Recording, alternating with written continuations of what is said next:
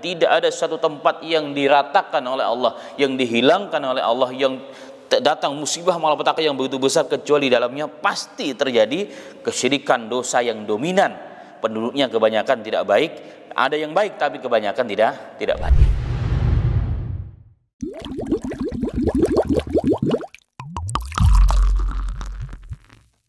Baik, begitu juga kejadian yang akan menimpa dunia ini, terjadinya tiga penenggelaman bumi. Jadi bumi ditenggelamkan 3 kali. Di Jaziratul Arab secara besar-besaran, di wilayah barat dunia dan di wilayah timur. Apakah termasuk kita? Bisa jadi termasuk di dalamnya. Baik, itu kata Nabi Muhammad SAW. Dalam hadis yang lain yang diriwayatkan oleh Imam At-Tabrani dan juga dalam yang lain wal hadis sebagian mensahihkan. Nabi Muhammad SAW ditanya setelah Rasulullah mengatakan nanti menjelang hari kiamat ya, akan terjadi 3 penenggelaman bumi, peristiwa sangat besar di mana banyak wilayah, banyak negara ditenggelamkan oleh Allah, timur, barat dan di wilayah semenanjung Arab. Sahabat bertanya, "Ya Rasulullah, wahai utusan Allah, ayukshafu bil ardi wa fiha salihun?" Apakah bumi akan ditenggelamkan oleh Allah ya Rabb? Wahai ya Rasulullah, wahai utusan Allah, padahal di dalamnya masih ada orang-orang yang baik, orang-orang yang soleh. Ini kan bisa ada orang yang soleh nih. Apa kata Nabi Muhammad SAW? Idza aktsaru ahlaha al-khabs. Apabila penduduk bumi mayoritas orang-orang yang buruk, orang-orang yang rusak, maka akan terjadilah bencana, yakni penenggelaman bumi tersebut. Itu kata Nabi Muhammad SAW. Berarti orang yang soleh masih ada, orang yang baik masih ada, tapi mayoritas penduduknya tidak baik, maka ditenggelamkan oleh Allah Subhanahu wa taala. Walaupun dalam hadis yang lain, tetapi nanti setiap orang yang meninggal di tempat tersebut akan dibangkitkan dengan niatnya masing-masing. Sehingga malapetaka bencana satu tempat, satu daerah itu bisa azab bagi orang yang tidak beriman, ya, atau teguran keras bagi orang yang beriman yang masih dikasih kesempatan hidup, atau justru bencana tersebut menjadi sebab kesyahidan seseorang. Sama halnya peristiwa yang menimpa berbagai macam musibah di tanah air kita, yang paling besar dulu awalnya adalah tsunami. Ya, ketika 100.000 orang kurang lebih ya. 100.000 orang lebih. Ya kan, penduduk Aceh, dan saya salah satu orang yang menjemput pertama rombongan Aceh yang terkena tsunami. Kami jemput di Jeddah. Dan mereka bercerita bagaimana kisah yang terjadi luar biasa.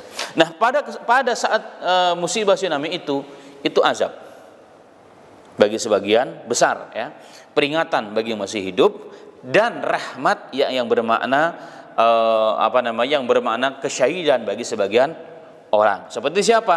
Orang yang sedang ibadah, orang yang sedang berdakwah, orang yang sedang berbuat baik, mereka meninggal dunia. Mereka orang-orang yang mati syahid. Atau orang yang mau berangkat haji, ikhlas karena Allah, uangnya halal, meninggal di sana. Termasuk ustadz yang saya pernah tanya, ya, setelah turun dari pesawat kayak stres, jadi bengong. Tanya, "Kenapa ustadz? Coba ceritalah." Akhirnya dia muntahkan semua isi hatinya. Dia bilang, "Saya berangkat itu udah gak punya apa-apa. Saya berdua dengan istri, anak keluarga saya yang nganter semua meninggal dunia. Hanya saya yang masih yang masih hidup. Saya ya udah, nanti bagaimana? Ya sudah nggak tahu Ustaz. Sekarang pun tidak tahu. Sudah nggak punya apa-apa.